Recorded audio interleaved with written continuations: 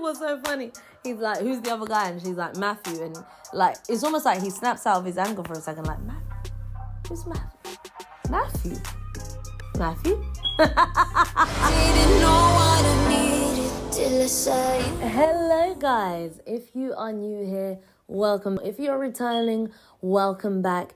If you watched my Love is Blind reviews last season, a very big special and warm welcome back. Guys, I am so excited. First of all, happy Valentine's Day. What a treat that they give us 6 episodes of Love is Blind. I'm going to be getting into episode 1 to 3 in this. I am so excited. I have high hopes for this season. We have some very interesting and dynamic characters as well. So I think it's going to make it's going to be great to talk about. So without further ado, guys, let's get straight into it. And as always, I will be looking at my phone for my notes. So we have episode 1. We start out. We meet all the contestants. Vanessa and Nick are back, guys. No matter how much we complain, no matter what petitions are signed, they are here to stay. I don't know what dirt they've got, who they're blackmailing in production. They're gonna be hosting this show for life, and I think we just have to live with it.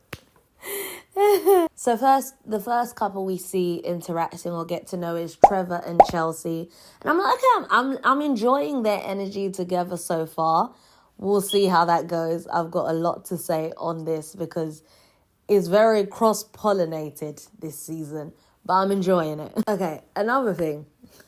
I love how in the beginning the women are all dressed up and in heels, and as time goes on, every season they end up in sweats. Like, I don't know, is production telling them first day you obviously have to dress up, or are they thinking first time on camera, let's make an effort, and by the end they're like, yeah, let me be in my PJs.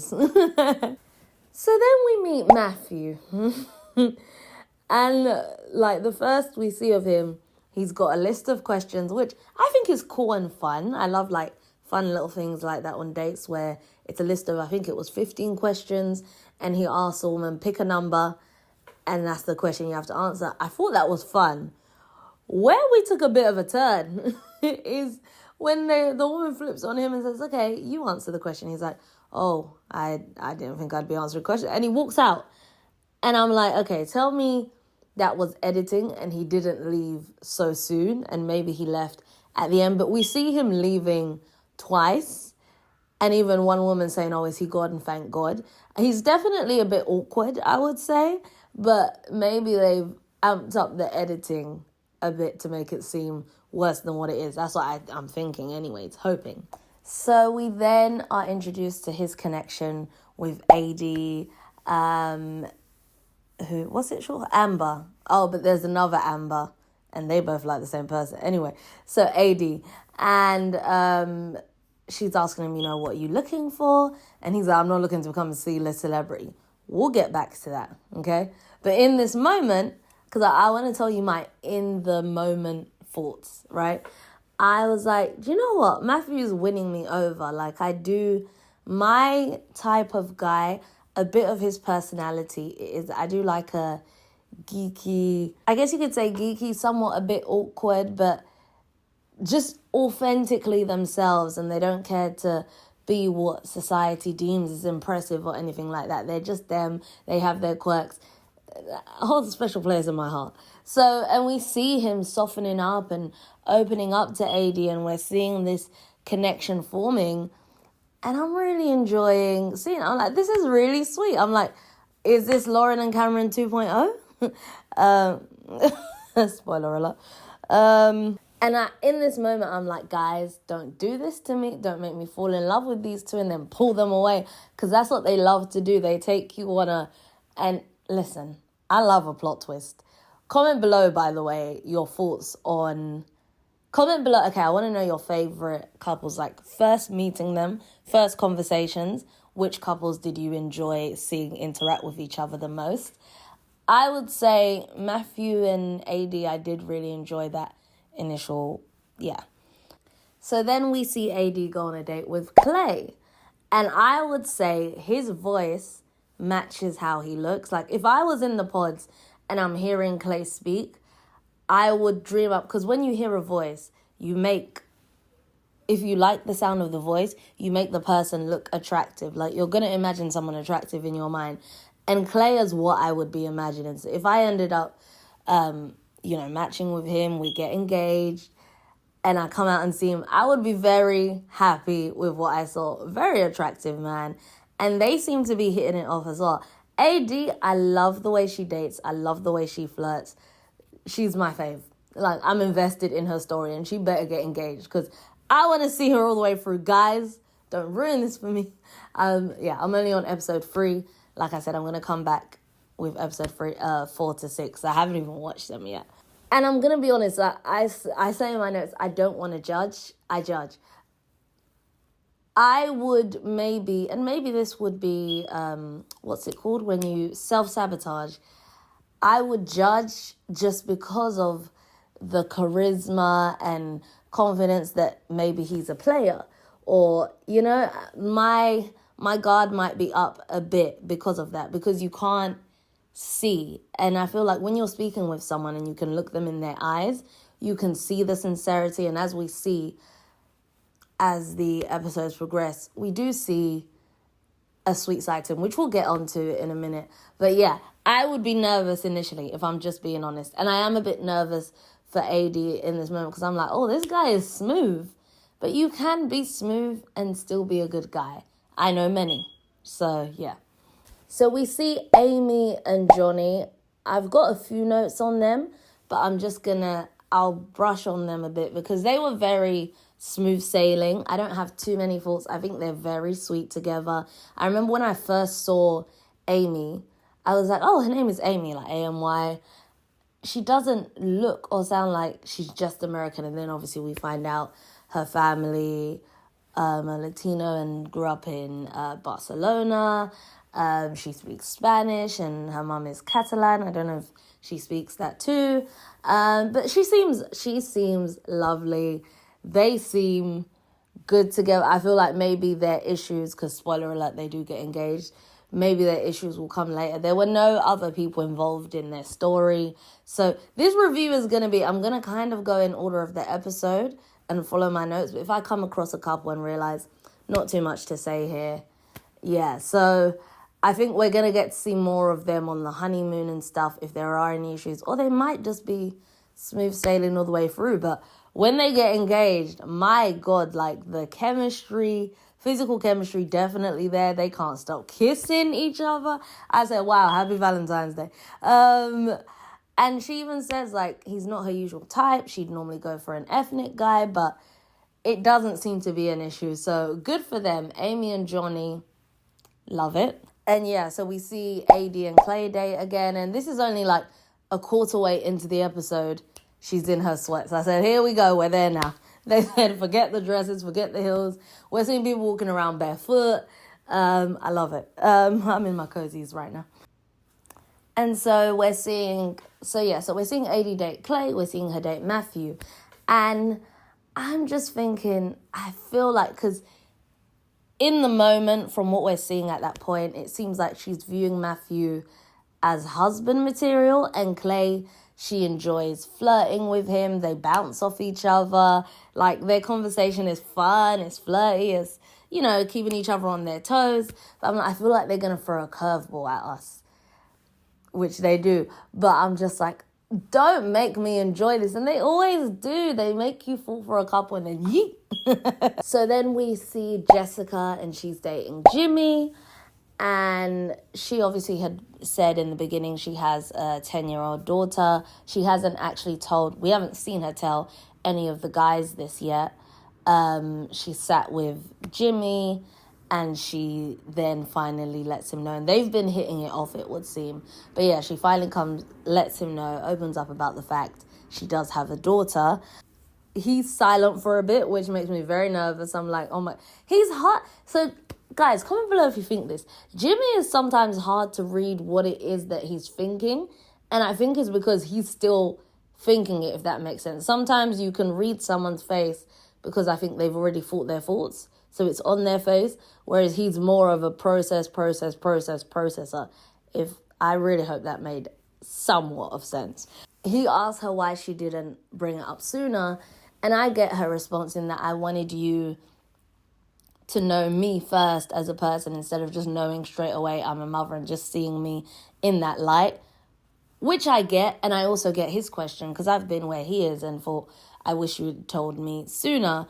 But I also get as well, she says, it was also something I would want to come up naturally. We hadn't got onto the topic of, do you want kids? How many kids would you want? Because then she'd probably bring it up. Like, if they had had that conversation and she didn't say anything then, I'd get his frustrations. I mean, I still get them, but I'd be like, okay, yeah, you had your moment to say and you didn't.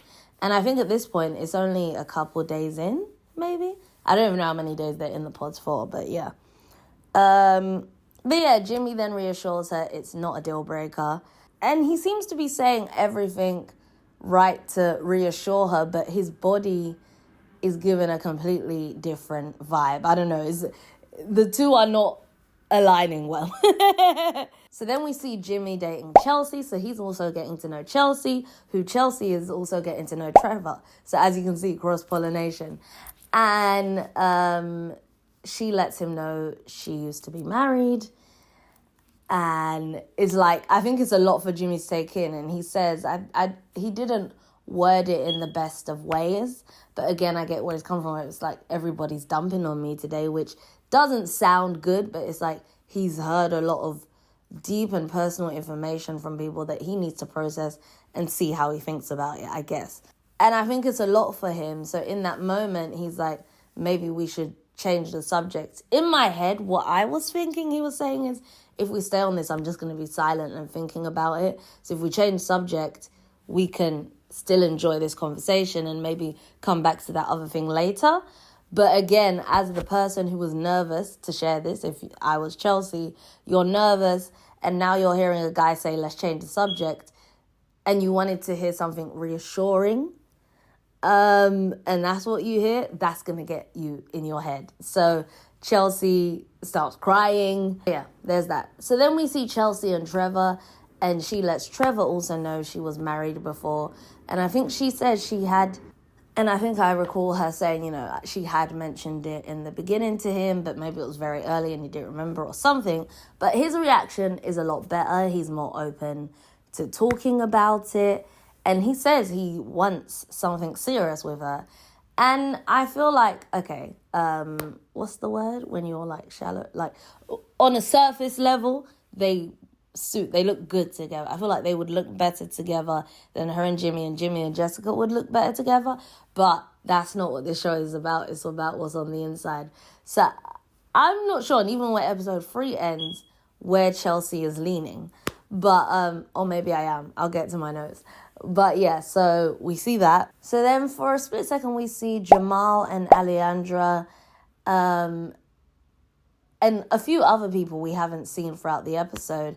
And maybe we'll get to see them later because they both play roles in the quarters. So the men's quarters and women's quarters is the ear to the listening ear. So maybe they are well suited. Who knows? Maybe we'll get to see more of them.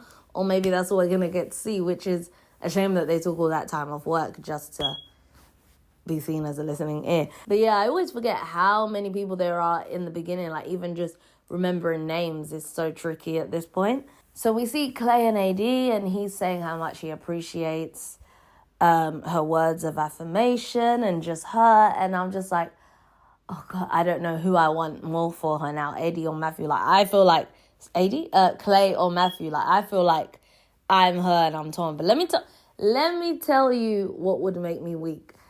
Clay says to AD, what does he say? All day or something like that. What does he say? Like, as an abbreviation, like that's what her name is an abbreviation for. Or he gives her like a cute little, it's their cute little thing. Let me and you have a cute little thing, we go together. That's it. That's the end. Like, I fall for that. Like, make something out of my name. Have something that is specific to only me and you that you call me. Weak in the knees. But then we see Clay bringing up physical appearance and just saying, you know, that is something for me. I would want to know what you look like or get an idea of it before I propose. He says what he usually tends to go for. And I get AD's frustrations because the whole point of this experiment is to fall in love with each other sight unseen. That shouldn't be an issue. And she's banging anyway. She looks beautiful, body amazing, like stunning woman. So I do get her frustrations in that he's focusing on that. But I also get him, guys. I'm going to be so real. Physical appearance is important to me, and I can really like who you are on the inside. But on the outside matters a bit as well. So I get, he's not saying tell me your exact everything you look like. I got both sides. I feel like I'm on the fence with a lot of things sometimes, but I do, in a lot of situations in life, I do tend to see both sides, unless I feel very strongly about certain things. So then we see AD and Matthew, and the contrast is like, I guess it's lifting her up after that whole conversation. I can imagine how that messes with your head, like falling for two people simultaneously. And he's saying, he's feeling a connection with her he hasn't felt before. And I think it was in this conversation or a conversation before, and she says she feels protective of him and she just cares about him. And he reiterates something similar to her where he says he feels protective over her. And that should have been a sign to me, because we see what happens in the end. But you do get men sometimes that will take something you say to them, or something, if you say you like feeling this or whatever, and they will flip it back to you to make it seem like it's their own faults, if that makes sense. So her saying she feels protective over him, and him saying, I feel protected by you, he may not feel it. He's just saying what he knows she'll want to hear. For example, I've said I want someone to feel comfortable with me, or like I have like a warm presence or something. And later down the line, they're like, I feel so comfortable, I have a warm presence. And there are people that have truly felt that, but there are other people just saying it because they know it's what you want to hear. It's like a game that they're playing, if that makes sense. And he says to her, it feels like it's her or nothing though. And I'm like, wow, is this really Lauren and Cameron 2.0? Are they really going to pull it out of the bag and get, like, I'm really feeling their connection. And then he says his greatest achievement is finding her. Like, he's saying all the right things. And I'm buying into this love story at this point, guys. And then we find out AD's dad passed away. And just the way she handles that conversation makes me really like her as a person so much more. And she asks him if race is important at all. And he's like, no, not all, which is, I guess it's a relief for her to hear. She obviously lets it be known she's never dated a white guy before. This is to, like, ITM, like Cameron, not to him. But again, in the back of my mind, in my notes, after every time I write that, I'm like, don't set us up for failure. Like, I can feel that there's something coming. And at the end of that episode, we see Amber tell AD that basically Matthew's been telling her the same things. But she doesn't know at that point that he's been telling AD. And in that moment, I'm like, yeah, I could not do this show. I would actually fall down and die if I felt like I found the love of my life. He's told me all these amazing things, only to find out he said the same to the next. No. Drop me out. So that's the end of episode 1. So now we're going to go into episode 2. So we meet Jeremy, and he goes on a date with Laura, but calls her Sarah by mistake to start with. So this is another like love triangle: Laura, Sarah Ann, and Jeremy. There is a moment though that was like where Laura and Jeremy are talking, and she's like, oh my God, I have OCD. Like, if I date people and their place is a mess, I can't do it or something. And I know that there's a spectrum and everything, but I think people throw that word around too freely. Sometimes, no, it's not OCD. Sometimes you're just a tidy person, because it's not even diagnosed, she says. But yeah, you're just, I guess you say neat freak. Don't just throw around OCD, because it really can affect people's lives. And I think the term is used way too loosely. Then we see Jeremy with Sarah Ann, and he lets her know, obviously, he's renting right now. But he used to own his own property, and he could if he wanted to. That's what he's basically saying. I'm just waiting for my wife so we can find somewhere to live together. And it looks like music to Sarah Ann's ears. So I'm like, okay, both of these connections seem to be going well. I don't know where he's going to go. Okay. Another moment, going back to, what were their names again? Amy and Johnny. She lets him know, like, her brother has autism and ADHD, and should anything happen to her dad, she'll be his sole carer. And she gets emotional. I even got emotional watching that. I just wanted to speak about that. It was a very, sweet and vulnerable moment. Yeah, and when that happened, I was like, okay, these two, I can see them being endgame, which they were. So then we see AD speaking to Matthew about Amber, what's going on. And he says it's not fully true. He didn't say anything as deep to Amber as he did to AD, but he did say something. And in the moment, I'm like, I didn't but again, they want to keep us on our toes. But the fact we don't see Amber and Matthew's conversation leaves room for us to think, is Amber lying? Is she hyping it up? Because you've shown us this great love story of AD and Matthew, so you want to believe it. So you want to believe what he's saying. So Matthew lets AD know he's happy to break things off with other people, and just focus in on her, leave with her. It's her, basically. Also, side note, I don't know if I'm alone in this, and I don't know if I'm going to see other episodes and regret saying this. But Matthew is not bad looking. He's quite cute. Because yes, he's definitely a bit nerdy and awkward and whatever, but he still looks good. I feel like they cast in general, everybody they cast overall is somewhat attractive. Okay. Anyway, so then, we get to see Clay and AD, and he apologizes for asking what she looks like. I think what I like is he's taken time to reflect and be like, okay, no, that was wrong, and didn't pull back because of her reaction. So yeah, that was good. And yeah, Clay, as I thought, AD says, Clay reminds her of a lot of guys she's dated, and she's, as she said, she's gone wrong with what she's chosen. Then she lets Clay know she's building a connection with another guy, and Clay is not happy. He's pacing around the room. He raises his voices. He's very much in his emotions in that moment and does not handle the situation well in the slightest. And he switches up why are you telling me this? And he's asking who's the other guy. This bit was so funny. He's like, who's the other guy? And she's like, Matthew. And it's almost like he snaps out of his anger for a second. Who's Matthew? Matthew? Matthew? And then he clocks who Matthew is.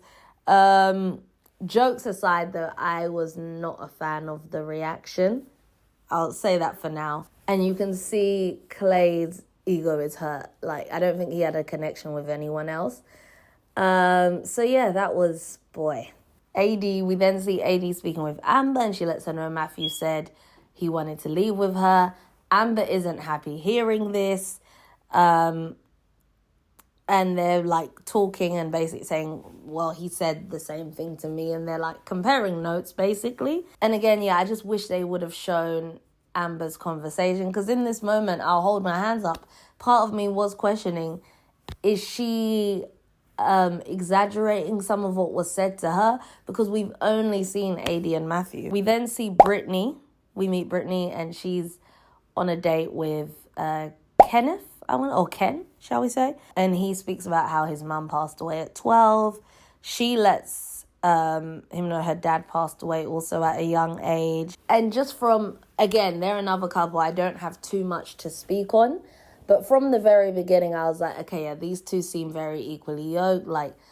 From the jump, they're talking about religion, but I'm sure they probably had a lot more deeper conversations. But you just see, how God comes into their conversation casually but with ease. I think they're both definitely on the same page of that. I think it was them where she was talking about she wants a man who's a leader, and I think he's of that school as well. And when the two marry well like that, I love seeing that, because I'm like, okay, this is something that has strong potential to work. Lo and behold, they do get engaged. I mean, he runs praise and worship. He's a teacher, but he runs praise and worship at his church. She's saving herself for marriage. He loves that. The long and short of it, they're very equally yoked. This is skipping into episode 3 as well, I think. But yeah, again, I think maybe their problems might come later. We'll see. So we see Chelsea and Jimmy again. He clears the air with her, obviously his reaction to her saying she was divorced, and they're back on good terms. And it's awkward because Jimmy's basically saying, he wants to find someone who he can, have something with, settle down with, etc., etc. But he doesn't say it's her, and he's like, what does he say? He doesn't want to bring up his other connections, which makes a point, I guess, to show that it's not just you, potentially. Like, I'm still deciding. It's awkward. And then she, again, this could just be the way they edited it, but she chooses in that moment to let it be known that, do people say you look like any celebrity? Because I get told I look like Megan Fox, who is like a very attractive woman. So just to throw it out there, I'm hot. If you are struggling to pick, no, I'm fine. And she's like, I don't see it though. And as soon as she said, they say I look like someone, I did think it was going to be Megan Fox. And then when she said the dark hair and blue eyes, I was like, yeah, it's definitely going to be her. So then we flip back to Jessica and Jimmy now. And she's telling him more about her daughter. And when she's describing her, their dynamic, I imagine it like Gilmore Girls almost. Yeah, that was just my thought. Yeah, so then Jessica opens up to Jimmy and says her parents struggled with a drug addiction. Her dad went to prison when she was young. So then she was with her mum, but in her mum's custody, but her mum spiraled and she was taken away from her mum at 4 and put into foster care. Her dad then comes out of prison. She's then in his care and she's with him for, I think she said, a year and a half. And he committed suicide. And what I can say is, gosh, like she has been through a lot. And she seems like still the most loveliest of women. Like she didn't let her experiences, from what we've seen anyways, have that much of a negative impact. Like she seems like such an amazing woman, an amazing mother. And this comes off of the back of Jimmy sharing his oldest sister is adopted. So Jessica obviously relates to that, and that's why she opens up. And it seems like they really do bond after this. During that, we then also see Trevor and Chelsea on their dates again. She randomly guesses he has a mullet, which he does, which is crazy. I don't know how she guesses it. But I do really want to see them together. And I'm going to be so honest with you. The messy side of me wants to see Trevor and Chelsea end up together and Jessica and Jimmy end up together. So they can all be on the island together. And maybe Chelsea will still have a few feelings for Jimmy and that gets messy. I will also say this. I feel like Jimmy and Chelsea look a bit similar. There's something about their facial structure that is a bit similar. And they say couples that look together like last longer, so maybe they'll get drawn to each other. Who knows? Anyway, I do, at the same time, as much as I want to be messy, I just want the best for Jessica. She seems like a lovely woman. So we see AD and Matthew again, and we find out Amber left. And she's like, okay, you sound a bit upset. And he's sniffling, and she's like, are you crying because she's left? Like, she's confused. I'm confused. I'm like, Matthew, I thought you didn't really care for this woman. And now hearing that she's left, you're upset. And the one thing he keeps talking about is America's watching and I want them to root for me and this is going to be our love story. And I'm like, Matthew, I thought you didn't care about being a C-list celebrity. What's all this? They pulled, they did it again. They done did it again. They fooled me. They got me. I thought he was the good guy. And that is my worst fit. Because I am one of the few people that want to go for a good guy. I like the good guy. I like the geek. And when people lie and hide behind that, the first red flag should have been when he said, I'm the good guy. And people that talk too much about themselves being a good guy, high chances they're probably not, or it's just what they think in their head or what they try to be. But anyway. And yeah, he says he's going to get Amber. You guys, you did it again. I was so shocked at the end of episode 2, and that's my favorite number. Thank you for that. Happy Valentine's Day. Episode 3. Okay, so episode 3 starts. Obviously, I did say Amy and Johnny, they get engaged. And that song playing, Crazy For You by John Coggins. Obsessed with that song. I've liked it for ages and never knew what song it was, and I looked it up straight away. Gonna be adding that to my love playlist. So then we see Clay, I think he's with Jamal, crying in the men's quarter, like saying he wants to be appreciated and valued for who he is. Like, we later hear him say he's never done therapy, but I guess he's finding this process therapeutic, and already he's been working on himself, which he had let AD know. And I think AD was very cautious of not wanting to be with a man that, I can help him, I can fix him, because sometimes we have the tendency to do that, and I think she's at the point now where she wants someone to come who's ready. I mean, how many times have you had that conversation with your girls? Like, I'm not trying to build a man anymore, I want him to come ready. And I hear it and I'm for it, but there's no one is ever truly, fully complete, you know? And we see Clay apologize for his reaction when he's yelling, and it seems genuine, again, like he's had time to reflect, and it doesn't seem like something he does often. Maybe his emotions got the better of him in that moment.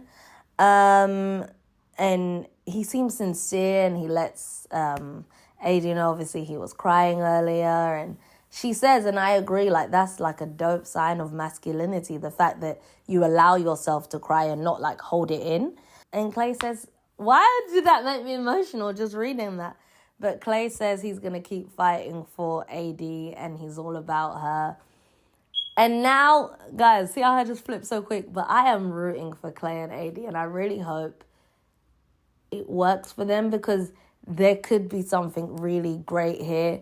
And I think nothing warms my heart more than love in general. But when you see black love that has been nurtured so well, we haven't seen that from them yet, but if we get to witness that, I'm gonna be a ball of emotions, guys, let me tell you. But yeah, they just seem so cute and giddy after their date. And I was talking to someone about this. If you can get that feeling of after a really good date, first date most of the time, but even after that, like just a progressive date that's just like, wow, this could really be my person, bottle that feeling up and give that to me.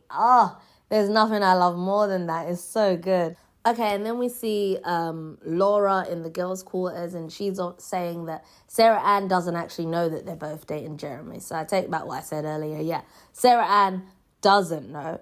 And so, yeah, Jeremy goes on a date with Laura first and says that she is his number one, and that Sarah is a wild card. Sarah Ann looks a bit like Miley Cyrus. Is it just me, or does anyone else see that? So we see Jeremy open up to Sarah about his dad passing away, and he says she's the first person in there he's spoken to about it like that. And he also tells her he thinks highly of her.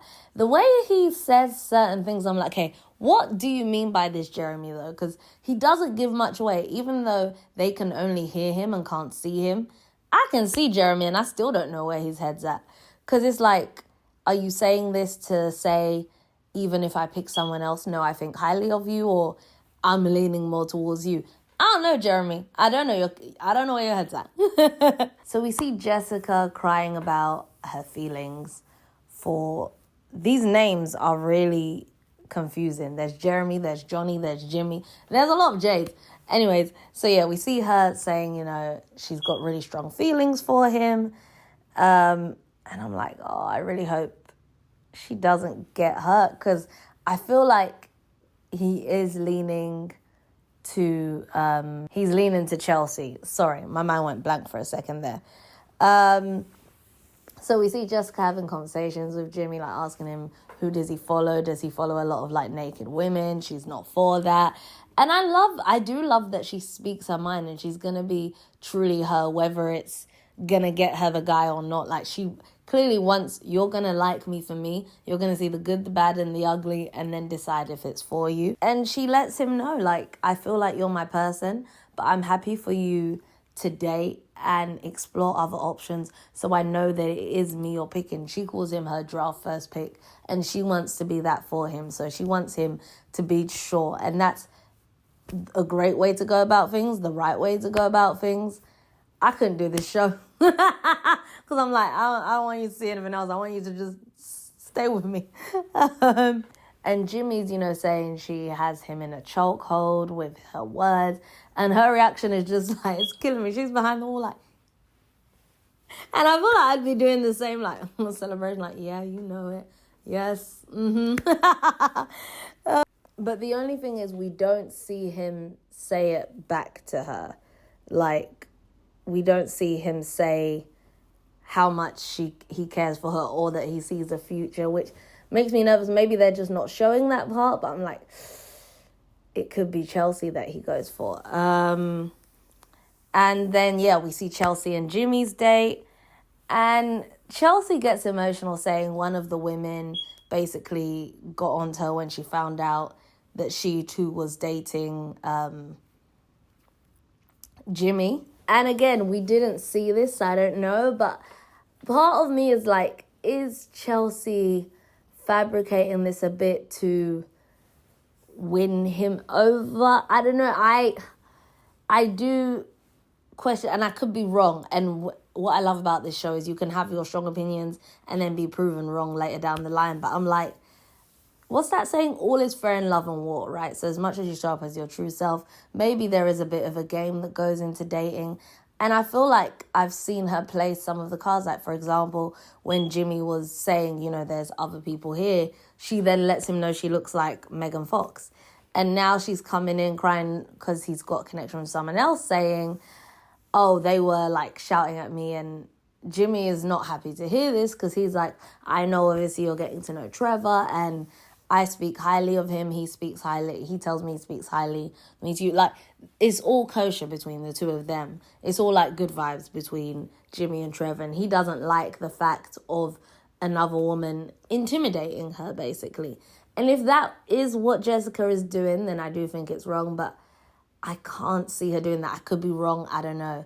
And even after this conversation, because Jimmy lets Chelsea know he can see a life with her and he tells her he's falling for her. And Chelsea says he's everything she ever wanted. And then we then see Chelsea with Trevor and he tells Chelsea he's narrowed it down to just her. So I can imagine this overwhelming feeling of emotions. Like, both of these men, well, Trevor more than anything is like, it's you, I'm here for you. We could go right now, basically.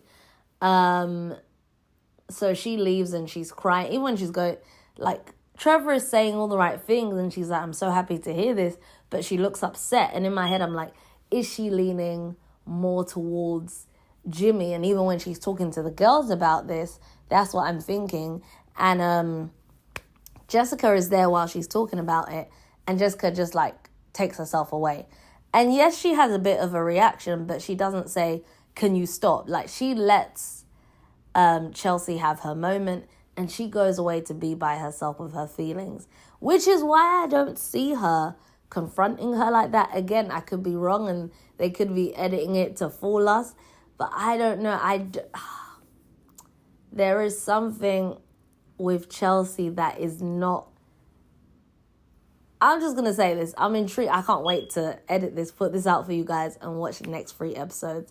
Because, yeah, Chelsea, I do like her and I enjoy seeing her dates. I think she's an amazing dater. She has great conversations. But there is a little something that is not sitting right in my spirit with her.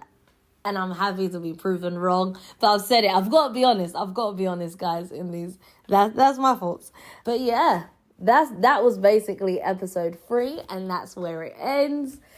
And guys, I think we're in for a whirlwind of a season. I think the last season they realized was not it and they have to come back even better. I still did enjoy talking about it though, I must be honest. But I'm really excited for these reviews, to go on a journey with you guys from beginning to end, because I remember last time I came in on the last few episodes. Like, I had obviously been watching it throughout, but I only started reviewing on the last few episodes. So I'm really happy to have my thoughts and opinions out there from start to finish and really see how they change. Because who knows, like, by the end I could be like, Chelsea is my fave, she's my girl, and I do not like AD. Highly doubt it. AD, I feel like I'm gonna love her for life, but we'll see. Anyways, that is that, guys.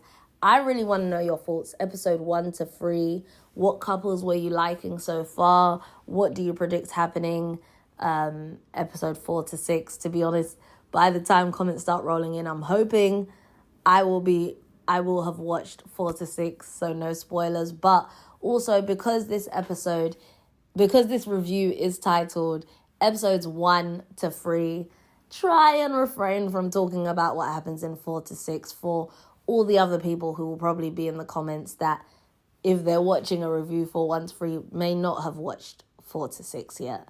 But I will be back tomorrow with a review on episode 4 to 6. Can't wait to watch and share my thoughts.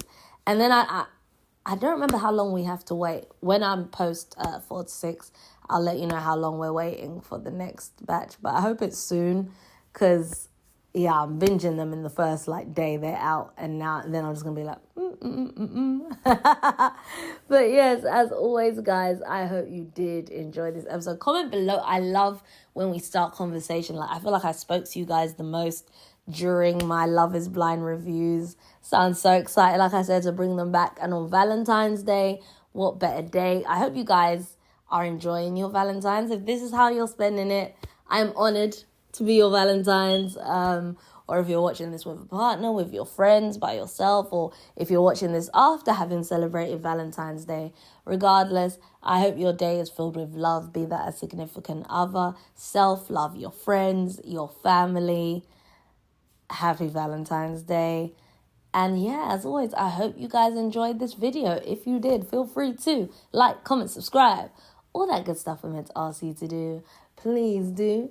And I'm just rambling now, and I don't really know how to end this, so I'm just gonna cut.